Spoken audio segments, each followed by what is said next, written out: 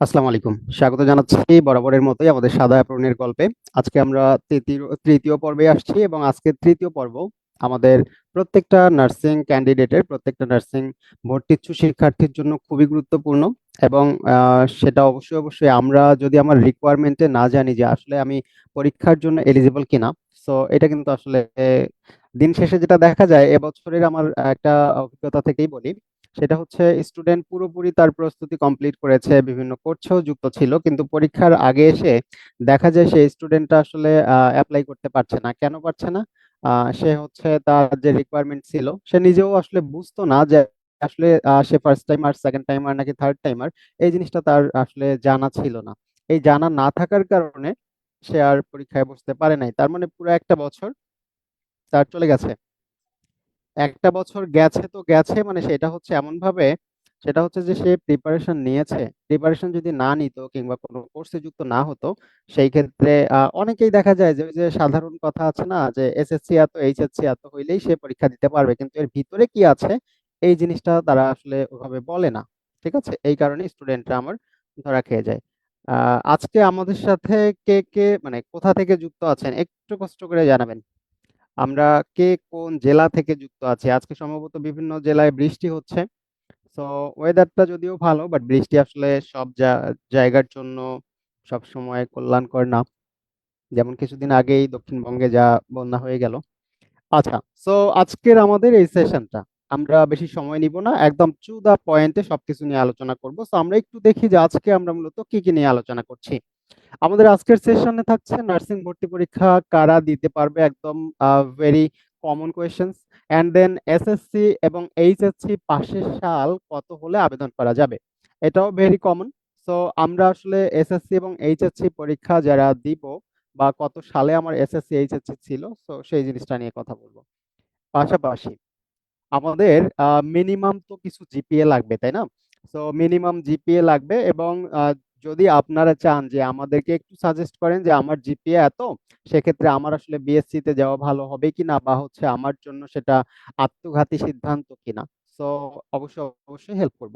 And then first timer, second timer, third timer তারা মূলত কারা, এই জিনিসটাও আমরা এখানে চিন্তা করব বা দেখব যে আসলে আমার কত কত সাল হলে তাদেরকে আমরা এটা বলতে পারি। অ্যান্ড দেন 2022 সালে যেমন এসএসসি পাশ করেও আমি একটা পোস্ট দিয়েছিলাম, এটা দেখার পরে অনেকেই হয়তো বা একটুখানি কষ্ট পেয়েছে যে আমার তো 22-এ হচ্ছে এসএসসি, কিন্তু আমি কেন পারবো না পরীক্ষা দিতে। সো মানে সবাই পারবে না এমন না, বাট কারা পারবে না সেটা। আবার এই যে রানিং আমাদের 2026-এর এইচএসসি ব্যাচ, সেই 26-এর এইচএসসি থেকেও অনেক স্টুডেন্ট পরীক্ষায় বসতে পারবে না, মানে আবেদনই করতে পারবে না। কিন্তু কেন? এই কেনর উত্তরটাই আমরা একটু পরে পাবো। পাশাপাশি আমাদের একটা কমন প্রশ্ন থাকে যে আমি তো প্রথমবার আসলে নার্সিং ভর্তি পরীক্ষা দেই নাই, তো আমি এখন পরীক্ষা যদি দেই তাহলে কি আমি সেকেন্ড টাইমার হিসেবে পরিগণিত হব? আমি কি ফার্স্ট টাইমার না? আমি তো একবারও দেই নাই। সো এটাও থাকে। একদম মানে স্টুডেন্টদের কাছ থেকে প্রাপ্ত যে প্রশ্নগুলো সেগুলো থেকেই আমরা একটু কথাবার্তা বলবো এবং পাশাপাশি নার্সিং ভর্তি পরীক্ষার যে আমাদের আপডেটেড মার্কস ডিস্ট্রিবিউশন আছে সেটা নিয়ে আলোচনা করব। পাশাপাশি আমাদের লাইভ কুইজ তো থাকছেই। লাইভে প্রশ্ন উত্তর নিব এবং সরকারি নার্সিং কলেজগুলোতে টোটাল কতগুলো সিট আছে এটা নিয়ে আমরা একটা ক্লিয়ার আইডিয়া দিব। সো অনেকগুলো কথাই বলবো, বাট বেশি সময় লাগবে না আশা করি। আচ্ছা, আমাদের সাথে যুক্ত আছেন একটু আমি দেখি, জাস্ট 1 মিনিট নিব। আচ্ছা, একজন আছে রংপুর থেকে, অ্যান্ড দেন হচ্ছে ময়মনসিংহ থেকে বিথি রানী আছে, আর রংপুর থেকে গধূলি বিকেল, আচ্ছা নাম থাকলে ভালো হইতো। মুনতাহা আছে, okay thank you. And then Sujimoni, okay Dinajpur থেকে। নেক্সট, ওকে যারা সালাম দিচ্ছেন, ওয়ালাইকুম আসসালাম, থ্যাংক ইউ। আমরা একটু জানাইতে পারি, সমস্যা নেই, আমরা একটু জানাইতে পারি মাঝে মাঝে। দেন আমরা চলে যাই আমাদের এবারে একদম বেসিক যে প্রশ্ন, যে আমি নার্সিং ভর্তি পরীক্ষা আসলে দিতে পারবো কিনা, সেটার জন্য আমার মানে কি পাশ করতে হবে। অনেকেই বলে যে আমি তো এসএসসি পাশ করেছি, আমি কি নার্সিং এ আসতে পারবো না। এটা হচ্ছে এসএসসির কাজ না, এটা হচ্ছে পুরা ভার্সিটি মেডিকেল ইঞ্জিনিয়ারিং এ আমরা যে ভর্তি পরীক্ষা দেই, আমরা সেই আমার হচ্ছে যোগ্যতাটা অর্জন করতে হবে, মানে এসএসসি এবং এইচএসসি শেষ করতে হবে, তাই না? আজকে অবশ্য যে অডিয়েন্স যারা আছেন আমার সাথে, অবশ্যই সবার তো এই যোগ্যতা আছে, না হলে আসলে এই লাইভে হয়তো বা জয়েন করার কথা ছিল না। বাট এই লাইভটা যারা পরবর্তীতে দেখবে, অনেকে এসএসসি ক্যান্ডিডেট আমাদের গ্রুপে আমাদের পেজে আছে, তো তাদের জন্য এই কথাটা। ওকে, তার মানে শুধু এসএসসি পাস করেই কিন্তু আসলে হয় না, তাই না? ওকে, অনেকেই আছেন আমাদের সাথে। জেরিন ইসলাম আছেন ঢাকা থেকে, তুলি দাস সিলেট থেকে আছেন। Okay, thank you. And then Sylhet থেকে মাইশা রহমান, ঠাকুরগাঁও থেকে শারমিন ইসলাম, টাঙ্গাইল থেকে আছে তানজিন নাহার শিখা, লক্ষ্মীপুর থেকে আছে মুনতাহা, তাই তো? ওকে, থ্যাংক ইউ। ময়মনসিংহ থেকে মায়াবী কন্যা, ওকে। নারায়ণগঞ্জ থেকেও আছেন জান্নাতুল বাকিয়া, থ্যাংক ইউ। আমরা আসি নেক্সট কোশ্চেন আমাদের। এইটা মোটামুটি হচ্ছে এই যে যেটা প্রথম দিকেই বললাম যে আমি বিভিন্ন কোচিং গুলা তারা যে কাজটা করে, কিংবা অনেককে আমরা জিজ্ঞেস করলে তারা একদম বেসিক যে উত্তরটা দেয়। আমি বললাম যে আমার তো ভাইয়া এসএসসি 2022 আর এইচএসসি 2026, আমি পরীক্ষা দিতে পারবো তো? বলে কি, আরে পারবা, অবশ্যই পারবা, কেন পারবা না? ওরা তো সার্কুলারে লেখাই আছে এসএসসি 2022, 2023 আর 2024 হলে পারবে, আবার এইচএসসি 2024, 2025 এবং 2026 হলে তারা পরীক্ষা দিতে পারবে। তুমি একদম মানে চলে যাবা আর কি, কোনো সমস্যা নাই, তাই না? এরকম করে বলে। তো এই বলার পরে আমরা ভর্তি হয়ে যাই, দিন শেষে প্রিপারেশনও নেই। এই যে এই এসএসসি হচ্ছে 22 আর এইচএসসি 26, এই জিনিসটা কি আদৌ পসিবল? মানে কেমনে ভাই, এটা আসলে কখনো হয় না। কেন হয় না এর উপরে আমি বলি। কারণ এই সার্কুলারের মধ্যে কিছু জিনিস হিডেন থাকে, অথবা কিছু জিনিস ছোট করে দেওয়া থাকে, এই ছোট জিনিসটা আমার চোখে পড়ে না। এটা হচ্ছে সমস্যা। তার মানে আমিও একটু বেসিক সেন্স থেকে বলি, একটু পরেও যদি আমরা ডিপলি চিন্তা ভাবনা করবো। অ্যান্ড বেসিক সেন্স থেকে হচ্ছে 2022, 23, 24 যারা, তো আমরা যেটা বলি এই যে এখানে 22 আর হচ্ছে 24, তার মানে তারা থার্ড টাইমার। 22-এ এসএসসি, 24-এ এইচএসসি, থার্ড টাইমার। 23-এ এসএসসি, 25-এ এইচএসসি, সেকেন্ড টাইমার এবছরের জন্য, মানে 26-27-এর জন্য। 24-এ এসএসসি, 26-এ এইচএসসি, মানে যাদের চলমান, তো তারা কি, তারা হচ্ছে ফার্স্ট টাইমার। এই তো, এটা নিয়ে কারো কোনো সমস্যা আছে? এটা নিয়ে মনে হয় না কারো কোনো সমস্যা আছে, তাই না? হ্যাঁ, আমার এখানে দিন, ওকে। আচ্ছা, তার মানে আমরা একদম আমাদের বেসিক যে জিনিসটা জানার সেটা আমরা জেনে নিলাম। এবার আমরা একটু চলে যাব আমাদের জিপিএ রিকোয়ারমেন্ট নিয়ে। যারা, এটা হচ্ছে একদম লাস্ট যে আমাদের 2025-26 সেশনের আমি আজকে যে তথ্যগুলো এখানে উপস্থাপন করছি, কলেজের সিট সংখ্যা কিংবা হচ্ছে জিপিএ রিকোয়ারমেন্টস, তো এই জিনিসগুলো সবগুলোই কিন্তু আমাদের লাস্ট যে সার্কুলারটা ছিল 25-26-এর। এখন এখানে একটা কথা বলে রাখা ভালো, সেটা হচ্ছে যে সার্কুলার হয়তোবা মানে কিছুটা চেঞ্জ হতে পারে, বলা যায় না। এটা হতে পারে আর কি, সামান্য। তাই বলে এমন চেঞ্জ হবে না যে এবার থার্ড টাইমার আর থাকছে না। সো যারা থার্ড টাইম পরীক্ষা দেওয়ার জন্য প্রস্তুত, আপনারা অবশ্যই নির্দ্বিধায় থার্ড টাইম প্রস্তুতি শুরু করেন, নিয়ে নেন। তো এমন এমন কোনো চেঞ্জেস আসবে না। এরকম যদি কখনো হয়, অ্যাট লিস্ট 1 বছর আগে বিএনএমসি জানাই দিবে, অ্যাট লিস্ট 1 বছর, তার আগেও জানানো উচিত। ঠিক আছে? আচ্ছা, আসি আমরা একটু এসএসসি এবং এইচএসসি। আপনি যদি বিএসসি তে পরীক্ষা দিতে চান, অবশ্যই আপনার এসএসসি এবং এইচএসসি সায়েন্স ব্যাকগ্রাউন্ড হতে হবে, তাই না? এটা তো সবার জানা।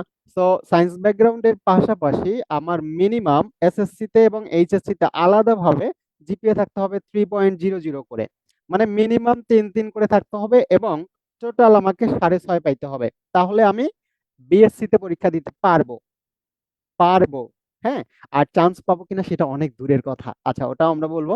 অ্যান্ড দেন বায়োলজিতে, আমার যে বায়োলজি আছে সেটা এসএসসি এবং এইচএসসি তে দুটোতেই মিনিমাম 2.50 থাকতে হবে। এটার যদি নিচে থাকে তাহলে সম্ভব না। মানে আমার এমনও যদি ঘটনা ঘটে, একটু বলি, এমনও যদি ঘটনা ঘটে, এই যে যেটা অনেকে বলবে যে আপনার হচ্ছে জিপিএ টোটাল কত আছে, 6.5, আরে আপনি পাবেন, আপনি বললেন আমার 8 আছে, হ্যাঁ আমার 8 আছে, বা 8 না 7.5 আছে, তো বলবে কি, আরে পারবেন না কেন, 6.5 হইলেই তো পাওয়া যায়, তো 7.5 আছে, আপনি পারবেন না কেন? কিন্তু ঘটনা ভিতরে একটা ঘটে গেছে। ঘটনা কি? আপনি মনে করেন এসএসসি তে পেয়েছেন জিপিএ 5, এসএসসি তে জিপিএ 5 পেয়েছেন, এইচএসসি তে পেয়েছেন 2.50, আপনি পরীক্ষা দিতে পারবেন? আপনার 7.5 থাক, পারবেন না, সম্ভব না। কেন? আপনার মিনিমাম 3-3 থাকতে হবে। এই জিনিসগুলো আমাদের ধরতে হয়। এবং আপনি আরেকটা জিনিস করছেন, সেটা হচ্ছে আপনার মনে করেন এবার আমি যেটা বলবো যে আপনার 10 আউট অফ 10 আছে, দুইটাতেই আপনার জিপিএ 5 আছে, মানে ধরলাম আর কি। যদিও এই ক্যালকুলেশনে আসলে খানিকটা একটু মানে ত্রুটি বিচ্যুতি আছে, বাট যুক্তির খাতিরে, যুক্তি তর্কের খাতিরে আমি জিজ্ঞেস মানে মনে করলাম যে আমার দুটাতেই 5 আছে, এবং আমার কোনো কারণে একটাতে 2.25 আছে বায়োলজিতে, তাহলে আমি পরীক্ষা দিতে পারবো? সম্ভব না। কোথায় পারবো না? আমি বিএসসি তে পারবো না, ডিপ্লোমাতে বা মিডওয়াইফারিতে পারবো। আমার কি মানে কথাবার্তা একটু বুঝতে পারছেন আপনারা? আমার রিকোয়ারমেন্ট একটা ফুলফিল হবে আরেকটা হবে না, তা হবে না, তা হবে না। আমার টোটাল 10-এ 10 থাক, সমস্যা নাই, কিন্তু আমার বায়োলজিতে 2.50 নাই, একটাতে মিস হয়ে গেছে, আমি বিএসসি তে পরীক্ষা দিতে পারবো না, সোজা কথা। ঠিক আছে, আমি বিএসসি তে পরীক্ষা দিতে পারবো না। আবার ডিপ্লোমাতে আসেন, আপনার 2.50 করে আলাদাভাবে এসএসসি এবং এইচএসসি তে, এসএসসি এবং এইচএসসি তে আলাদাভাবে আপনার 2.50 করে থাকতে হবে, এবং টোটালি মিনিমাম 6 থাকতে হবে, তাহলে আপনি ডিপ্লোমা মিডওয়াইফারিতে পারবেন। আমি এতটুকু বিশ্বাস রাখি যে আপনাদের মধ্যে যারা আমার আজকে সেশনে যুক্ত আছেন, একজনেরও এই রিকোয়ারমেন্টের নিচে নাই। সো অবশ্যই অবশ্যই আছে, বাট আমরা চিন্তা করি যে আমার আসলে কত বেশি জিপি আছে, তাই না? আপনারা একটু জানান তো কষ্ট করে আপনাদের জিপিএ কতগুলো করে আছে, বা জিপিএ কত আছে টোটালটা শুধু একটু জানাবেন কষ্ট করে। আচ্ছা, আমরা একটু কন্টিনিউ করছি, এবং আপনি আসলে কোন টাইমার এটা নিয়ে একটু যদি আরেকবার বলি আমি। আপনার এসএসসি, এই যে দেখেন ফার্স্ট টাইমার কারা, ফার্স্ট টাইমার তারা, ফার্স্ট টাইমার তারা কারা, তারা যাদের এসএসসি 24, এইচএসসি 26, এসএসসি 24, এইচএসসি 26, তারা ফার্স্ট টাইমার। যাদের এসএসসি 23, এইচএসসি 25, তারা সেকেন্ড টাইমার। যাদের এসএসসি 22, এইচএসসি 24, তারা কি থার্ড টাইমার, তাই না? তাই না ব্যাপারটা? ওকে। এখন এরপরেও কিছু ঘটনা আছে। এখন মনে করেন আপনার এসএসসি 23, কিন্তু আপনার এইচএসসি হচ্ছে 26, আপনি কোন টাইমার বলেন দেখি, একটু একটু ভালো করে বোঝেন। আমি এই জিনিসটা একটু বোঝাবো শুধু। আপনার এসএসসি 23 আর এইচএসসি যদি 25 হয়, তাহলে আপনি সেকেন্ড টাইমার, এটা নিয়ে কোনো প্রকার কনফিউশন নাই। কিন্তু আপনি এসএসসি পাস করেছেন 23 সালে, এইচএসসি পাস করছেন 26 সালে, মানে এই যে যারা পরীক্ষা দিচ্ছে আপনিও তার সাথে সাথে দিচ্ছেন, তাহলে আপনি কি হবেন এখন? কি ফার্স্ট টাইমার হবেন? এই যে উপরে যে ফার্স্ট টাইমার লেখা আছে যে 26 হইলেই ফার্স্ট টাইমার, সবকিছু কি এতই সোজা? এতই সোজা কিন্তু না। তার মানে আপনি তখনও সেকেন্ড টাইমার, কারণ আপনি একবার পরীক্ষা দিয়েছেন অথবা কোনো কারণে দেন নাই, এটা আপনার ব্যর্থতা। কিন্তু এখন দিচ্ছেন মানে এটাকে বলবে আপনার কি ইমপ্রুভমেন্ট হতে পারে। হ্যাঁ, তার মানে আপনার, আপনার এখন যেটা বলবেন সেটা হচ্ছে যে আপনি 23-এ এসএসসি দিয়ে 26-এ যদি এইচএসসি দেন, তবু আপনি সেকেন্ড টাইমার, তবু আপনি সেকেন্ড টাইমার। পাশাপাশি যদি আমি এটা বলি, আপনার 22 সালে এসএসসি, তার মানে আপনার এইচএসসি হওয়ার কথা ছিল 24 সালে, যদি 24-এ হইতো তাহলে আপনি থার্ড টাইমার হইতেন। কিন্তু আপনার এইচএসসি মনে করেন 25 আর এসএসসি 22, তাহলে কি আপনি সেকেন্ড টাইমার না থার্ড টাইমার? এই যে সেকেন্ড টাইমার উপরে লেখা আছে, বলেন দেখি এটা কি হবে? একটু আমি একটু একটু একটু বলেন। না, নার্সিং এ একটা ঝামেলা আছে। এখানে এই যে মুনতাহা একটা সুন্দর প্রশ্ন করছে যে যদি শর্ত আমার ফুলফিল না হয়, তাহলে আমি অ্যাপ্লাই করতে যাই, তাহলে তো অ্যাপ্লাই করা যাবে না, তাই না? বাট এটা হওয়া উচিত, কিন্তু হয় না। নার্সিং এ যে জিনিসটা দেখা যায়, আপনি অ্যাপ্লাই করতেও পারবেন, কিন্তু লাস্টে এসে দেখা যায় যে পেমেন্ট আর নিচ্ছে না, অথবা পেমেন্টও নিয়ে নেয়। এটা নার্সিং এর একটা বড় সমস্যা। আশা করি এটা সমাধান হবে। সো পেমেন্টও নিয়ে নিচ্ছে, কিন্তু অ্যাডমিট কার্ড আর দিচ্ছে না। মানে পরীক্ষার আগে এই যে যখন অ্যাডমিট কার্ড ছেড়ে দেয়, তখন বোঝা যায় যে আমি পরীক্ষায় বসতে পারলাম না। ঠিক আছে, কিন্তু ভার্সিটি গুলোতে যেটা হয়, আপনি আপনার রিকোয়ারমেন্ট ফুলফিল হচ্ছে না, আপনি আবেদনই করতে পারবেন না, শেষ।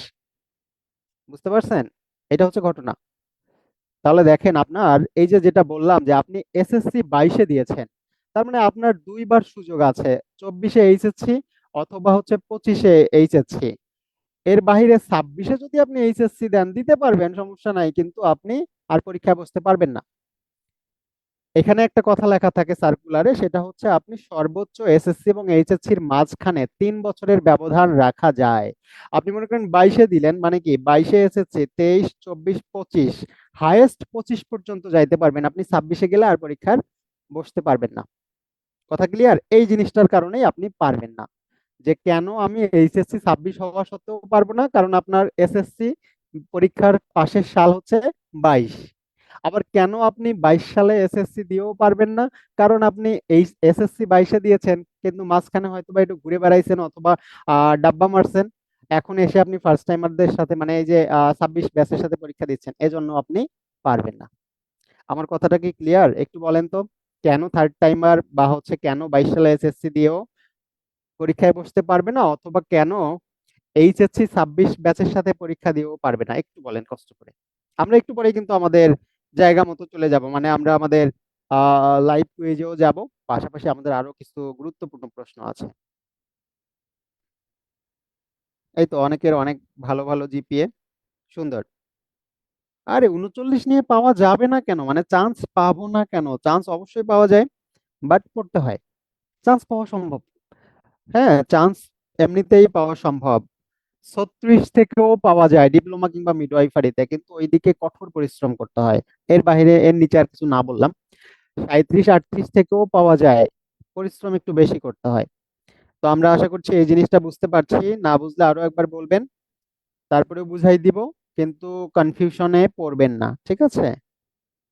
এবার আমরা একটু আগাই। দেখেন, আমাদের যে ঘটনা একটা থাকে সেটা হচ্ছে, ওই যে যেটা বললাম যে আমি 22 সালে এসএসসি পাশ করেছি মানে আমি পরীক্ষা দিতে পারবো। এটা নর্মালি বলে কি, হ্যাঁ পারবেন। কিন্তু আসল ঘটনা হচ্ছে ওই জিনিসটা যে আমার এটা আসলে চাইলেও সম্ভব হয় না, যদি আমার সেই রিকোয়ারমেন্টটা ফুলফিল না হয়। ঠিক আছে? ওকে। আপনাদের কোনো প্রশ্ন আছে? চাইলে একটু প্রশ্ন করতে পারেন এই ফাঁকে, অথবা আহ আপনারা বিএসসি তে নাকি ডিপ্লোমাতে পরীক্ষা দিবেন, এটা একটু বলতে পারেন। চাইলেই বলতে পারেন। আরে বৃষ্টির কারণে আমার কথা শোনা যাচ্ছে না, তাই না? So sad. ওকে, আসি। এই যে দেখেন, আপনি প্রথমবার পরীক্ষা না দিস মানে দেন নাই, তো এখন কি আপনি সেকেন্ড টাইমার? আনসার কি ইয়েস, অবশ্যই সেকেন্ড টাইমার। আপনি প্রথমবার পরীক্ষা দেন বা না দেন তাতে কিছু আসে যায় না। দেখেন নিচে লেখাই আছে সুন্দর করে যে আপনার এই যে কোন টাইমার, আপনি ফার্স্ট টাইমার, সেকেন্ড টাইমার নাকি থার্ড টাইমার, এটা পরীক্ষা দিয়েছেন বা দেন নাই তার উপর ডিপেন্ড করে না, এটা ডিপেন্ড করে আপনার পাসিং ইয়ারের উপর। আপনি কবে এইচএসসি পাস করেছেন, কবে এসএসসি পাস করেছেন। মনে করেন আপনি 23 সালে এসএসসি এবং 25 সালে হচ্ছে আপনার এইচএসসি, তার মানে আপনার 25 26 সেশনে কিন্তু আপনি পরীক্ষা দিতে পারতেন, কিন্তু আপনি দেন নাই। এখন দিবেন কোথায়? 26 27 দিবেন। তার মানে আপনি কি এখন ফার্স্ট টাইমার, এখন ফ্রেশার না, আপনি এখন সেকেন্ড টাইমার, কারণ আপনি দেন নাই, সেটা আপনার সমস্যা। Okay, clear? GPA 50, third timer, well done. আপনার জন্য অনেক অনেক শুভকামনা থাকবে, তবে পড়তে হবে। এখন অনেক স্টুডেন্টকে এমনও দেখা যায় যে যাদের জিপিএ 49 50 থাকার পরেও চান্স পায় না। কেন পায় না? তার ওভার কনফিডেন্স থাকে। সে মনে করে আমি তো 150 মার্কসের মধ্যে 50 অলরেডি পেয়ে গেছি, আমার আর বাকি 100-র মধ্যে তো এত লাগবে না, শেষ দিকে এসে পড়বো, ব্যাস ডাব্বা মারে। আবার কিছু স্টুডেন্ট আছে যারা 39 40 থেকেও তারা পরিশ্রম করতে থাকে, তারা একটা ফ্লোতে থাকে, বিধায় তারা চান্সটা পেয়ে যায়। বুঝতে পারছেন? এবার আসি, নার্সিং এর আমাদের বেসিক কিছু তথ্য আছে, আমি যদি একটু বলি, একটু যদি আমি বলি তাহলে দেখেন। হ্যাঁ, আমি একটু বলি, সেটা হচ্ছে যে আমাদের এমসিকিউ তে পাস করতে হবে, 100 মার্কসের মধ্যে মিনিমাম আমাকে 40 পাইতে হবে, তাই না? মিনিমাম আমাকে 40 পাইতে হবে, না হলে আমি যে প্রাইভেট কলেজগুলোতে পড়বো, মানে বেসরকারি বিএনএমসি অনুমোদিত, সেটাতেও পড়তে পারবো না। এরপরে আপনার নেগেটিভ মার্কিং নাই, মানে আপনি সব ভুল করেন কোনো সমস্যা নাই, আপনার নেগেটিভ মার্কিং যাবে না। এরপরে গুরুত্বপূর্ণ একটা প্রশ্ন থাকে যে ভাইয়া আমি তো থার্ড টাইমার, এখন আমার কি কোনো মার্কস কাটা যাবে? না, আপনার মার্কস তো কাটা যাবে না, আপনিও ফার্স্ট টাইমারদের মতোই। আপনি সেকেন্ড টাইমার, আপনারও কোনো মার্কস কাটা যাইতো না। ওকে, এবার আসি এক্সাম ডিউরেশন। এখন পরীক্ষার টাইম 15 মিনিট বাড়িয়ে দিয়েছে, আগে 1 ঘন্টা ছিল, 1 ঘন্টা 15 মিনিট। এবং গভর্নমেন্ট নার্সিং এর টোটাল সিট আছে, দেখছেন কতগুলা সিট? 6480টা সিট আছে সরকারি নার্সিং কলেজগুলোতে। চিন্তা করছেন? আপনার লাগবে একটা, আপনি কি পাবেন না একটা? আমাকে শুধু একটু বলেন তো, মানে কে কে, কার কার কনফিডেন্স আছে যে আমি একটা সিট পাবো, আমি একটা সিট পাবো, আমার একটা সিট দরকার আছে, সিট হচ্ছে 6480টা। এর বাইরে ছেলেদের জন্য তাদের একটা মানে 15% আছে, এরপরে উপজাতি কোটা আছে হচ্ছে 1%, তাই না? তার মানে এখন অনেকগুলো সিট, এটা হচ্ছে টোটাল বিএসসি ডিপ্লোমা এবং মিডওয়াইফারি মিলে। পারবেন তো ইনশাল্লাহ? একটু বলেন তো, পারবো? মানে পারবো ইনশাআল্লাহ। আফরিনুল ইসলাম চৈতি, ইনশাআল্লাহ। উর্মি, দিনামণি, হুম, শেষ চিঠি না? আচ্ছা, ইনশাআল্লাহ শেষ চিঠি, শেষ বার্তা এটাই হবে। আচ্ছা, নেক্সট। সাথী বলছে ইনশাআল্লাহ, হ্যাঁ অবশ্যই পারবো, পারবো না কেন? মোশাররফও বলছে পারবো, অবশ্যই। আরে আরেকটা গুরুত্বপূর্ণ জিনিস, এই যে মোশাররফ যেমন মানে আমাদের ছেলে যারা আছে, ছেলেরা এত ভয় পাওয়ার কিছু নাই। মেয়েরা যদি হান্ড্রেডে করতে পারে, তারপরেও ছেলেদের সিট তারা পাবে না। আবার ছেলেরা যদি টপ করে, মেয়েদের সিট তারা নিতে পারবে না। মানে যাদের সিট যত পার্সেন্ট তারা তত পার্সেন্ট, একান্তই যদি ফুলফিল না হয় সেই ক্ষেত্রে অন্য ব্যাপার। ওকে, ছেলেদের প্রতিযোগিতা ছেলেদের সাথে, মেয়েদের প্রতিযোগিতা মেয়েদের সাথে। এবার আমরা একটু যাই সামনের দিকে, কি আছে দেখেন আমাদের নার্সিং মানবন্টনটা। এখানে আমি একটা সুন্দরভাবে উপস্থাপন করেছি, কেমন একটা গ্রাফ দিয়ে। এই গ্রাফটার কারণে আপনারা ইজিলি বুঝতে পারবেন যে আপনার কোন সাবজেক্টে কত বেশি মার্কস আছে এবং কতটা গুরুত্ব দেওয়া উচিত। দেখেন এই যে এটা হচ্ছে বিএসসি দের, এটা বিএসসি দের বাংলা, ইংলিশ, গণিত, এরপরে পিসিবি ফিজিক্স, কেমিস্ট্রি, বায়োলজি এবং জিকে আর মানবিক গুণাবলী। Diploma same. হ্যাঁ, এখন দেখেন এই যে 40 মার্কস আছে কোথায় দেখছেন? আমি যদি একটু আপনাদেরকে মার্ক করে দেখাই, এইখানে আমার 40 মার্কস আছে ফিজিক্স, কেমিস্ট্রি, বায়োলজিতে। আর এখানে বিজ্ঞানে আছে কত? 30 মার্কস। চিন্তা করছেন? তার মানে আপনি যদি গ্রুপ সাবজেক্টে খুবই ভালো করতে পারেন, আপনারা তাহলে এমনিতেই এগিয়ে যাবেন। কিন্তু আপনি গ্রুপ সাবজেক্টে গুরুত্ব দিচ্ছেন না, ভালো করা সম্ভব না। ঠিক আছে? এখন আপনি সারাদিন জিকে, মনে করেন আপনি বিএসসি তে পরীক্ষা দিবেন, আপনি ফিজিক্স, কেমিস্ট্রি, বায়োলজির ধারে কাছেও যান না, কিংবা ওই বইগুলাকে আপনার ধারে ঘেঁষতেও দিচ্ছেন না। কিন্তু আপনি সারাদিন খালি টেনশন করতেছেন, ভাইয়া আমি তো মানবিক গুণাবলী নিয়ে ব্যাপক টেনশনে আছি, মানবিক গুণাবলী আবার কোথা থেকে আসবে, মঙ্গল গ্রহ থেকে আসবে কিনা। আবার হচ্ছে চিন্তা করতেছেন, আরে ভাইয়া বিশ্বে তো এত এত ঘটনা ঘটতেছে, কখন ট্রাম্প কাকুর মাথা নষ্ট হয়ে যায়, কখন কি হচ্ছে না হচ্ছে, এতগুলো সাম্প্রতিক তথ্য কেমনে মনে রাখবো? দরকার নাই। আপনার সাম্প্রতিকে আসবেই না দুইটা বা সর্বোচ্চ তিনটা, এটা নিয়ে এত টেনশন করার দরকার নাই তো। এটা বাদ দিলেও চান্স পাওয়া যায়, মানে এটা কথার কথা বললাম, বাদ দিবেন না আর কি, বাদ দেওয়ার টেন্ডেন্সি আপাতত রাখবেন না। তার মানে আপনার জিকে, মানবিক গুণাবলী, এইটার চেয়ে বেশি গুরুত্ব দিবেন এখন কোথায়? ফিজিক্স, কেমিস্ট্রি, বায়োলজিতে 40 মার্কস। যত এগিয়ে থাকবেন তত ভালো করবেন। বাংলায় 15 আছে, ইংলিশে 20 আছে, ম্যাথে 10। এই যে ম্যাথে 10 নিয়ে বিএসসি বলেন, ডিপ্লোমা বলেন কিংবা মিডওয়াইফারি, সবার মাথা ব্যথা বাইরে ভাই, বলার মতো না। ম্যাথে তো আমি মানে এমনিতেই জাস্ট বেসিক জানলে, আবার বলে ভাইয়া ক্যালকুলেটর তো নিয়ে যাওয়া যাবে না, ক্যালকুলেশন করবোটা কিভাবে, তাই না? এটাও বলি, এত টেনশন নিয়ে আসলে কেমনে পড়া যায়? এত টেনশন নেওয়া যাবে না, ম্যাথ এমনিতেই 5-6টা পাওয়া যায়, কোনো ক্যালকুলেটরও লাগে না, ক্যালকুলেশনও করা লাগে না। ঠিক আছে, আমার 5-6টা পাইলেও সম্ভব। বাকিগুলোতে টাইম দিলাম, বাকিগুলোতে টাইম দিলেই হচ্ছে। যেটা আমার কাছে বেশি কঠিন মনে হবে ওইটাতে আমি একটু টাইম কমাই দিয়ে বাকিগুলোতে টাইম দিই, যেটা থেকে ইজি পাবো। যেমন হচ্ছে ডিপ্লোমায় 20 মার্কস আছে বাংলায়, তো বাংলায় তো এমনিতেই সবাই পারে, তাই না? 18-19 পাওয়াই যায়, এবং বি ব্রেনারের স্টুডেন্টরা 20 পর্যন্ত পেয়েছে। এরপরে আমরা ইংরেজিতে যাব, ইংরেজিতে কয়েকটা মানে টপিক বাদ দিয়ে বাকিগুলোতে পড়লেও কিন্তু 15-16 মার্কস এমনিতেই আসে। তো এর বাইরে আর কি লাগে, তাই না? দেখেন আমি কিন্তু একটু বলছি আপনার যেন হচ্ছে ইজি লাগে। আমি যতটা ইজি ভাবে বলি, আপনি যদি পড়তে পারেন আপনার কাছে অবশ্যই ইজি লাগবে, কিন্তু আমি যতটা ইজি ভাবে বলি সেটা হচ্ছে আপনাদের মনোবল বৃদ্ধির জন্য গোমর ফাঁস করে দিলাম। আর আপনারা আরেকটা প্রশ্ন থাকে, সেটা হচ্ছে যে ভাইয়া একই সাথে কি বিএসসি, ডিপ্লোমা বা মিডওয়াইফারিতে তিনটাতেই বা দুইটাতে পরীক্ষা দেওয়া যায়? না, আপনার সারা দেশে একই দিনে একই সময়ে আপনার সাথেই হচ্ছে ডিপ্লোমা স্টুডেন্টরাও বসতে পারে। তার মানে আপনি চাইলেও দুইটাতে আবেদন করতে পারবেন না। ঠিক আছে, আপনি হয় বিএসসি তে, না হলে ডিপ্লোমাতে অথবা মিডওয়াইফারিতে পরীক্ষা দিবেন, এবং 100 মার্কসের পরীক্ষা। এবং এখানে আপনারা যা করবেন সেটার উপর ডিপেন্ড করবে। ওকে, আমরা এবারে একটু যাব কোথায়? আমাদের সরকারি নার্সিং কলেজে কতগুলো সিট আছে দেখেন, এটা ওই যে বললাম লাস্ট আমাদের যেটা আছে। থার্ড টাইম মিডওয়াইফারি নিয়ে একটু বলেন। আচ্ছা, মিডওয়াইফারি যাদের জিপিএ মোটামুটি কম আছে, কিন্তু আমার একদম চান্স পাইতেই হবে, যেভাবেই হোক আমি চান্স পাইতে চাই। আমি কোনোটাকে ছোট করে দেখছি না, এটা ভুল বুঝবেন না।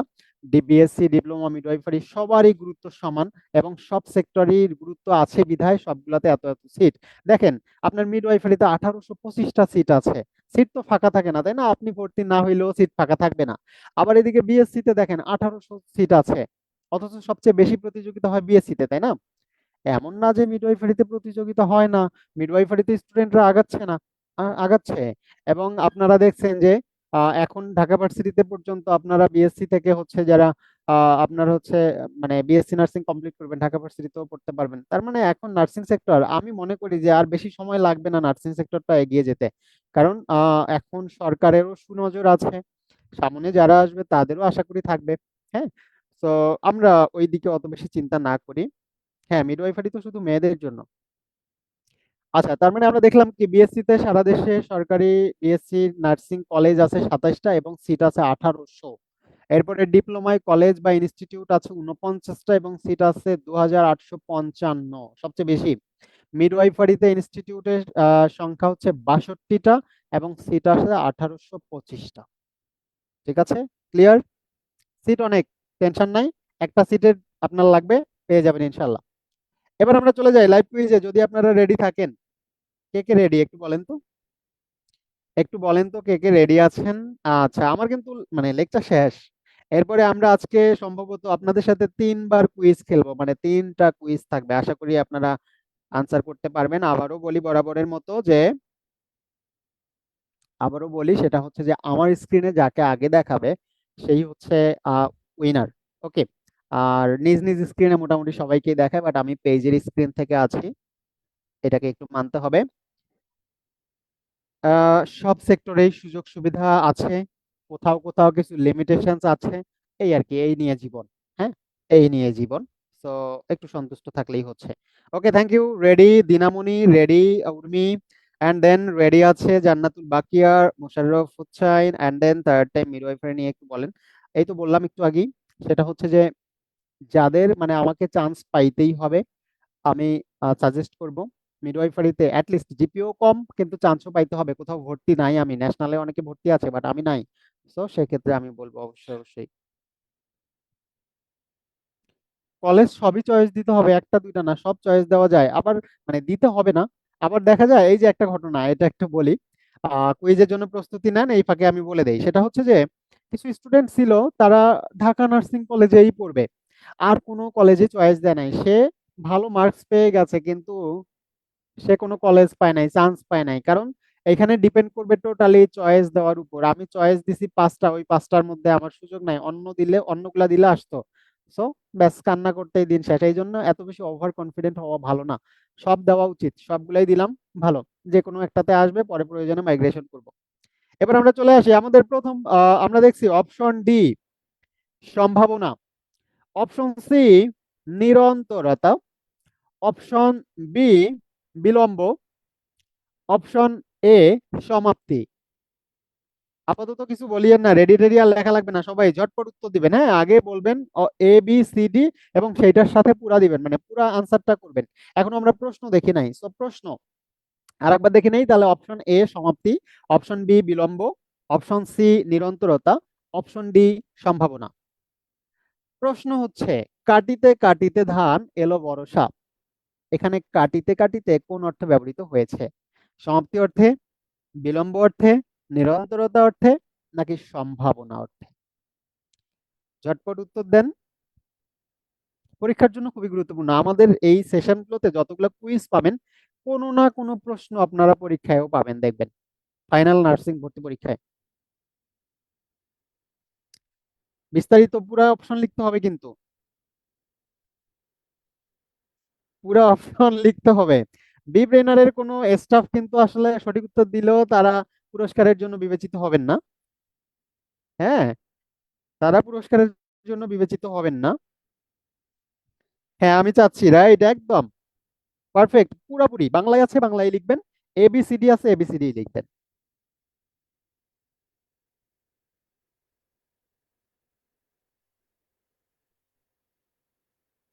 আমরা কি লক করে দিব? আমরা উত্তর পেয়ে গেছি অবশ্য। হ্যাঁ, যারা যারা সঠিক উত্তর দিয়েছেন সবাইকে অনেক অনেক ধন্যবাদ। সবাই পড়াশোনা করেছেন বিধায় পারছেন, এবং পরীক্ষার জন্য এটা আসলেই গুরুত্বপূর্ণ একটা প্রশ্ন। এটা বিভিন্ন সময় আসে। এটা দুইটা দিক থেকে গুরুত্বপূর্ণ, এক সোনার তরী কবিতার আলোকেও আসতে পারে, আবার এটা আমাদের কোথা থেকে দ্বিরুক্ত শব্দের ওখান থেকেও আসতে পারে, শব্দদ্বিত্ব বা দ্বিরুক্ত শব্দ, তাই না? দেখেন আমাদের উত্তর হচ্ছে অপশন সি নিরন্তরতা। এবং এটার সঠিক উত্তর যদিও আমাদের সর্বপ্রথম দিয়েছে পান্থ ভাইয়া, বাট উনি যেহেতু বিব্রেনারের স্টাফ এজন্য এটা পাস হয়ে গেছে আফরিনুল ইসলাম চৈতির কাছে। অ্যান্ড কংগ্রাচুলেশনস, আফরিনুল ইসলাম চৈতি সঠিক উত্তর দিয়েছেন। আপনি পুরস্কার পাবেন এবং বাকি যারা সঠিক উত্তর দিয়েছেন সবার জন্য শুভকামনা। আপনারা পরের প্রশ্নের জন্য প্রস্তুতি নেন। পরের প্রশ্ন, পরের কুইজের জন্য প্রস্তুতি নেন। হ্যাঁ, প্রশ্ন দেখার আগে উত্তর দিয়ে না, তাহলে ভুল করবেন, ধরা খেয়ে যাবেন। আমরা পাচ্ছি option D Fat Man, option C Little Boy, option B missile, and option A Patriots. আশা করি আপনারা বুঝতে পারছেন যে কি নিয়ে আসলে এই প্রশ্নটা হতে পারে। যারা একটু জিকে তে পড়াশোনা করেছেন, Fat Man, Little Boy, missile and then Patriots. So আমাদের প্রশ্ন হচ্ছে, প্রশ্নটা একটু দেখেন ভালো করে। প্রশ্ন হলো, দ্বিতীয় বিশ্বযুদ্ধে জাপানের নাগাসাকিতে ফেলা পারমাণবিক বোমার নাম কি? প্রশ্ন, নাগাসাকিতে, নট হিরোশিমা। হিরোশিমার উপর নয়, এটা হচ্ছে নাগাসাকিতে। বলেন, ঝটপট উত্তর দেন। Option A B C D আকারে, এবং পুরা আনসার বাংলায় লিখতে হবে, যেভাবে আছে সেভাবেই লিখতে হবে। দেখা যাক। দ্বিতীয় বিশ্বযুদ্ধে জাপানের নাগাসাকিতে ফেলা পারমাণবিক বোমার নাম কি?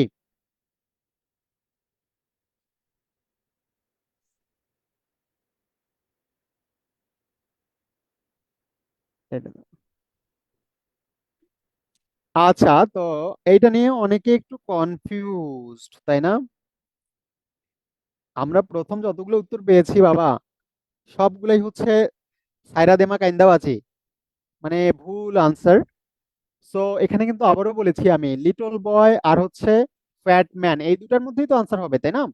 বাট একটা হচ্ছে হিরোশিমাতে আর একটা নাগাসাকিতে। হিরোশিমাতে কোনটা, নাগাসাকিতে কোনটা?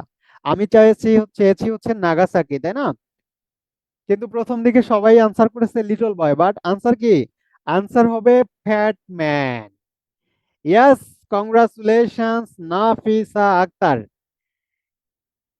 Fat man.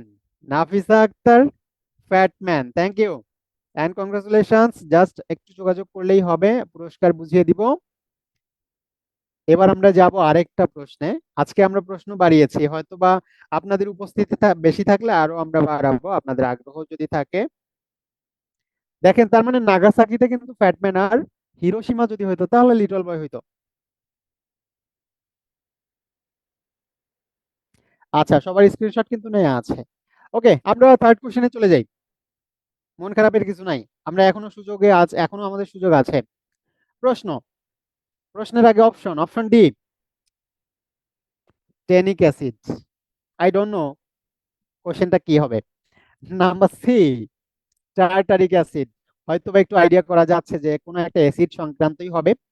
Number B lactic acid, number A citric acid. তার মানে এখন আমরা প্রশ্নে যাই নাই, তো প্রশ্ন না দেখে যদি উত্তর দেন তাহলে ভুল করবেন। বাবা, কে বলছেন প্যাডম্যান? প্যাডম্যান না, এটা হচ্ছে ফ্যাটম্যান। হ্যাঁ, এটা হচ্ছে ফ্যাটম্যান। আচ্ছা, তার মানে option A citric acid, option B lactic acid, option C tartaric acid, option D tannic acid. প্রশ্ন, তেঁতুলের ভিতরে কোন অ্যাসিড থাকে যার কারণে তেঁতুল টক লাগে? আঙ্গুর ফল টক না, তেঁতুল টক। হ্যাঁ, এটা তেঁতুলে কোন অ্যাসিড থাকে? Citric, lactic, tartaric, tannic.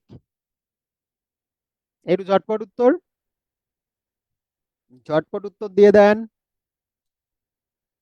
তেঁতুলে কোন অ্যাসিড থাকে? Citric, lactic, tartaric, tannic. পুরো অপশন লিখতে হবে, পুরো অপশন না লিখলে হবে না।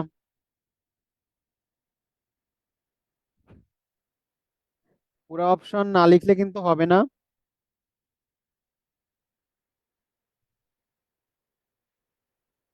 ওকে, এটা কিন্তু খুবই গুরুত্বপূর্ণ একটা পরীক্ষার জন্য প্রশ্ন, বিশেষ করে ডিপ্লোমা মিডওয়াইফারির জন্য, সাধারণ বিজ্ঞানে, তাই না? এবং এসিড থেকে প্রায় হচ্ছে থাকে একটা, যে সাইট্রিক কিসের মধ্যে থাকে, ল্যাকটিক কিসে। হ্যাঁ, যেমন ল্যাকটিক হচ্ছে দুধের মধ্যে থাকে ল্যাকটিক অ্যাসিড, তাই না? আচ্ছা, তারপরে হচ্ছে আমরা এখানে পাচ্ছি কোনটা, তেঁতুলের মধ্যে কোন অ্যাসিড থাকে। And congratulations Swarna Islam, tartaric acid সঠিক উত্তর। টার্টারিক অ্যাসিড সঠিক উত্তর দিয়েছেন স্বর্ণা ইসলাম সবার আগে। কংগ্রাচুলেশনস। অ্যান্ড এরই মধ্য দিয়ে আমাদের আজকে লাইভ কুইজ শেষ করলাম। আশা করছি বিজয়ী হন বা না হন, আপনারা তিনটা গুরুত্বপূর্ণ প্রশ্ন পেয়েছেন, যেটা পরীক্ষার জন্য গুরুত্বপূর্ণ। পাশাপাশি আপনারা একটা আজকে আপনাদের এই যে আবেদন যোগ্যতা কিংবা হচ্ছে নার্সিং এ পরীক্ষা দিতে পারবেন কিনা সবচেয়ে গুরুত্বপূর্ণ একটা টপিক নিয়ে একদম আমাদের পুরো এপিসোডটা পেয়েছেন। তো আমাকে একটু জানান তো, আমাদের এই রেগুলার সাদা অ্যাপ্রনের গল্পের এই এপিসোডগুলো আপনাদের ভালো লাগে কিনা একটু কষ্ট করে জানাবেন। এটা আমরা কন্টিনিউ করব কিনা, ভালো লাগে নাকি ভালো লাগে না, আপনাদের মনের কথাগুলো নিয়েই কিন্তু আমরা এই এপিসোডগুলো কন্টিনিউ করছি এবং করব। হ্যাঁ, স্বর্ণা ইসলাম, কংগ্রাচুলেশনস। একটু বলবেন, একটু জাস্ট জানাবেন যে আপনাদের কেমন লাগে। আপনাদের কোনো প্রশ্ন থাকলে নির্দ্বিধায় জানান। তাহলে আজকের আমাদের বিজয়ীরা একটু আমি বলছি, আফরিনুল ইসলাম চৈতি প্রথম প্রশ্নের উত্তর দিয়েছেন, নাফিসা আক্তার দ্বিতীয় প্রশ্নের বিজয়ী, অ্যান্ড তৃতীয় প্রশ্নের বিজয়ী স্বর্ণা ইসলাম।